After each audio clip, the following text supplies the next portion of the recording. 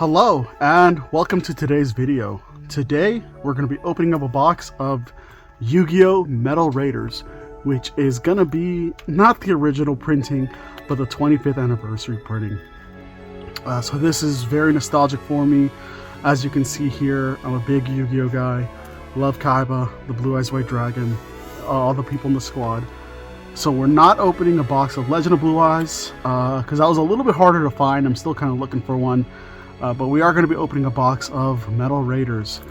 My accompanying video, along with this video, because I like to do kind of a tie-in that is not a box opening when I do a box opening, and the one for this Metal Raiders box is gonna be me talking to an AI and having it retrain old classic Yu-Gi-Oh cards from Duelist Kingdom. So let's just pop this open. This is very nostalgic for me. I am going to be having the nostalgic Wi-Fi playing for you guys that I can listen that I'm listening to in my headphones right now. And let's just get started. I'm excited for Metal Raiders. It had a lot of the iconic cards from the original Duel Monsters. As you can see in the box art, here you can see it better. Here is Black Skull Dragon behind Yugi. So it's gonna be 24 packs, and the chase cards are gonna be Black Skull Dragon, Time Wizard, Summon Skull, and Mirror Force. Mirror Force was a bane to be playing with back in the day. I remember... Oh, sorry. Just gotta look at this. So nostalgic. This is like unlocking deep memories inside of me. Wow. I'm sorry. I'm like kind of tearing up a little bit. I haven't had a pack of Metal Raiders in my hand since I was like, what, 7th grade? Wow. 25 years, huh? I'm sorry. Yeah, we had a lot of home rules for different cards. Like Kazejin was cool. Magician of Faith was cool.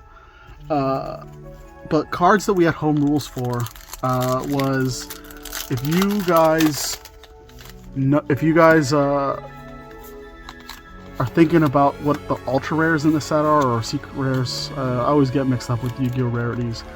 But the big hits from this set, one of them is Mirror Force. So I'm sure you guys have heard of this way of playing it too.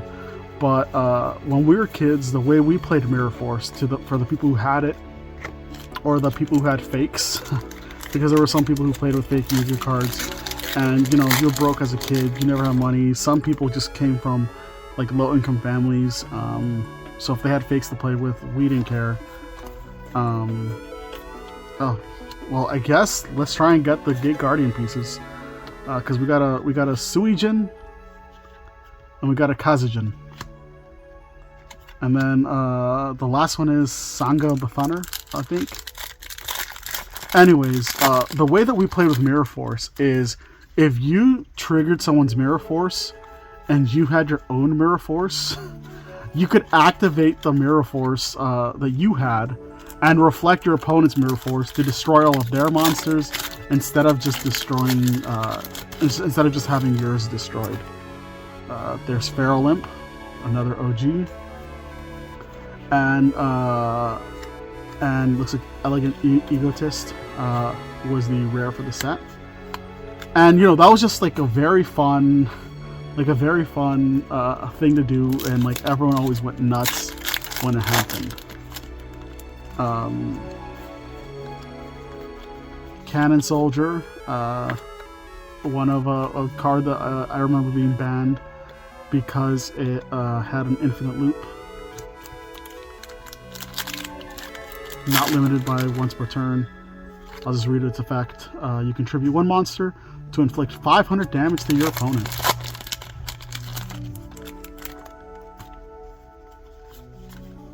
Let's see what else we got. Shadow Ghoul. Man, we're just getting all the we're just getting all the Paradox Brother cards. Which I guess that makes sense because Black Skull Dragon also first appeared in that episode where they had the double duel, Yugi and Joey against the Paradox Brothers, which was so iconic because I believe that was the first, not counting like Shadow Duels or Shadow Games.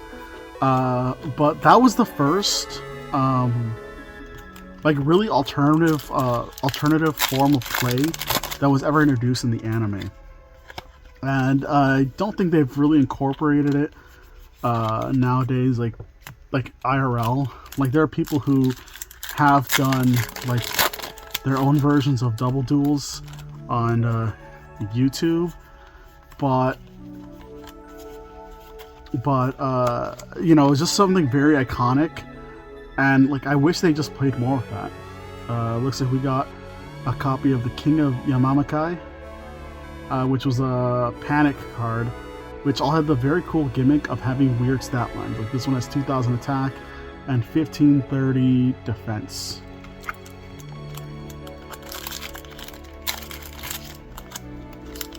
So like I said, the hits from this card, there's basically 4. Time Wizard, Summon Skull, Black Skull Dragon, Summon Skull, Black Skull Dragon, and Mirror Force. So if you look at that foiling. Camera's above me, so I can't really see it right now. But if you look at that foiling, that is just totally beautiful.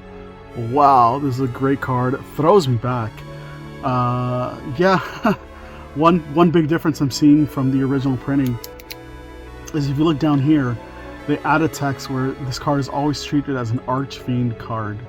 And they did have that Archfiend reprint of Summon Skull. Great card, iconic card, great Yugi card. And, great Yugi card. And I just wish that he actually appeared in Battle City, because he really appeared more in Duelist Kingdom.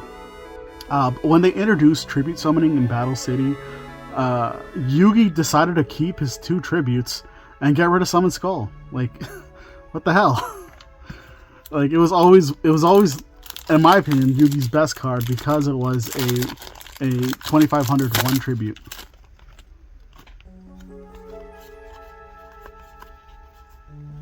Twin-headed Thunder Dragon, another deep core memory, and this, I don't know if this is a deep cut, but wow, beautiful foiling. I don't know if this is a deep cut, but for any of my boys out there who have played Forbidden Memories, you know what, I'm gonna get up real quick.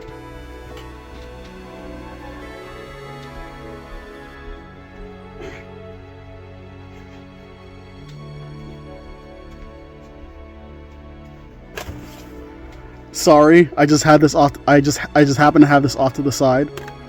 But for anyone who has played Forbidden Memories, Twin-headed Thunder Dragon was my boss monster.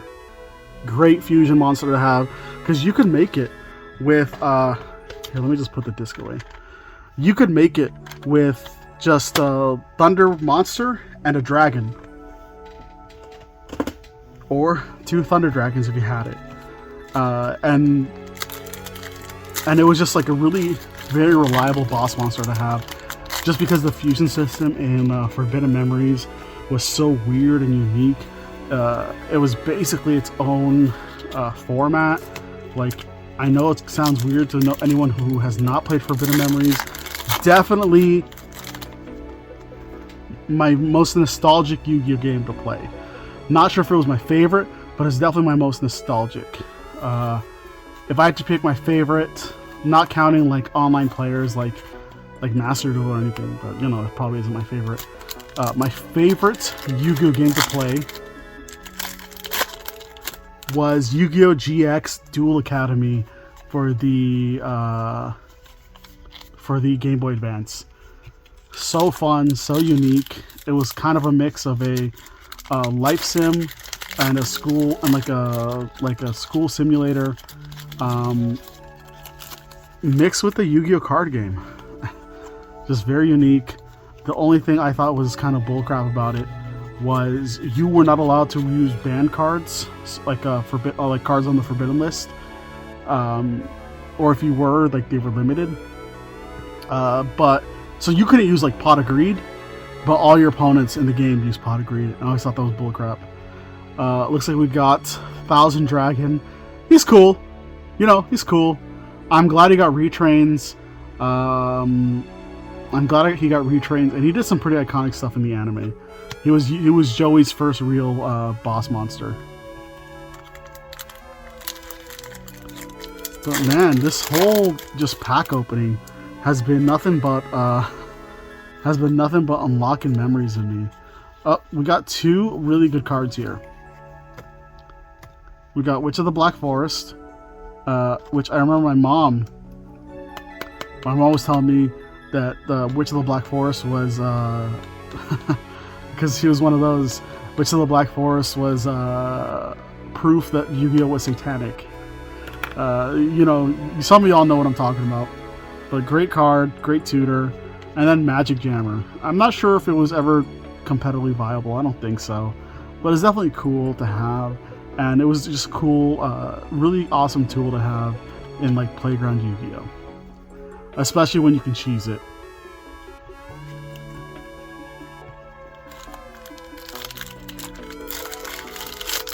Or when you can try and cheese it anyways with like Playground rules. Like discarding Elegant Egotist lets me summon Harpy Lady Sisters from the graveyard. Okay, we got another foil, Tribute to the Doomed.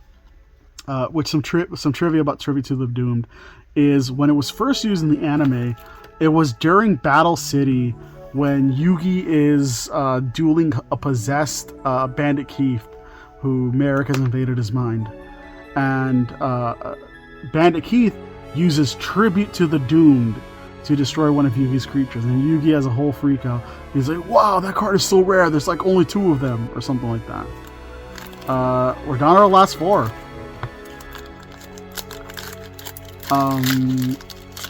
Popping it open. What else do we have? Hopefully we can get one more ultra rare. I don't think so. But you know, Summon Skull is a cool one to have in any case. An example of what I was saying earlier is like you could fuse like 2 of these to make a twin-headed Thunder Dragon. And the way that it worked in Forbidden Memories is you didn't need polymerization. There was no poly there was no poly in the game. So you would just from your hand be like, I want to fuse these 2. And if they were compatible, they'd fuse into one of the monsters on the fusion list. And it could be anything. It could be like a Thunder Dragon and a Crawling Dragon, or a Thunder Dragon and a Baby Dragon. Oh, huh, looks like this pack has some damage. But as long as the cards inside are good, we're fine.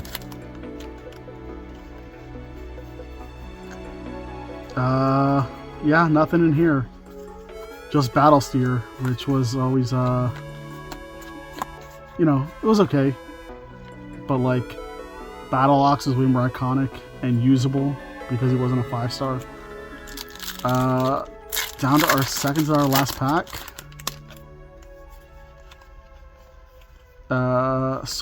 Shield and Sword, another iconic Joey card that he used in Duelist Kingdom. I don't remember if he used it in Battle City. He probably used it to like have Rocket Warrior kill Gay Guardian or something in a filler episode, because that sounds like something that would happen. Last pack luck. Let's see what we can get here. Normally I just pop it open and say thanks for watching, but this is just super nostalgic for me. to open up Metal Raiders. I'm glad that Yu-Gi-Oh did the 25th anniversary packs, because when Magic did their whole anniversary thing, they very cynically released it as a secret lair, which for people who don't play Magic is basically like their way of selling directly to the consumer. So they're cutting out the LGSs, and it's very cynically based on FOMO. So it's not like they have an online store. It's like, we post this for 1 week at a time, or 5 days, or however long it is.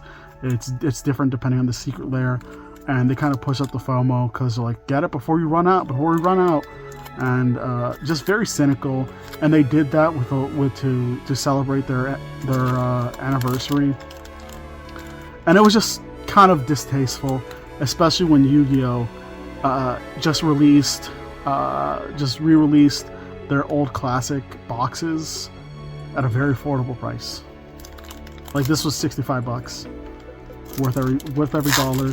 Even though, you know, with this, I'm not gonna even come close to reaching what I spent on it, but it's for the experience and the love, you know. Sangan.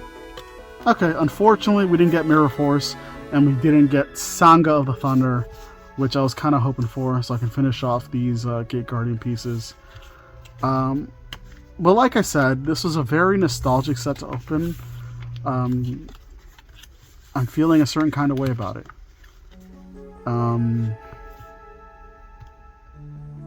Yeah, just, I guess, you know, I don't plan these videos. I don't write a script or anything. I just want to talk off the cuff, and I don't know, maybe I'm just weird for getting emotional at opening up this box of Metal Raiders, this reprint of a box that I was like begging my parents to get me back when I was a kid.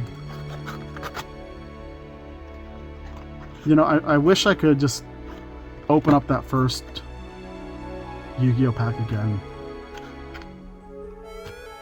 because I remember how I felt about it. Yeah, thanks for watching, guys. Have a good one.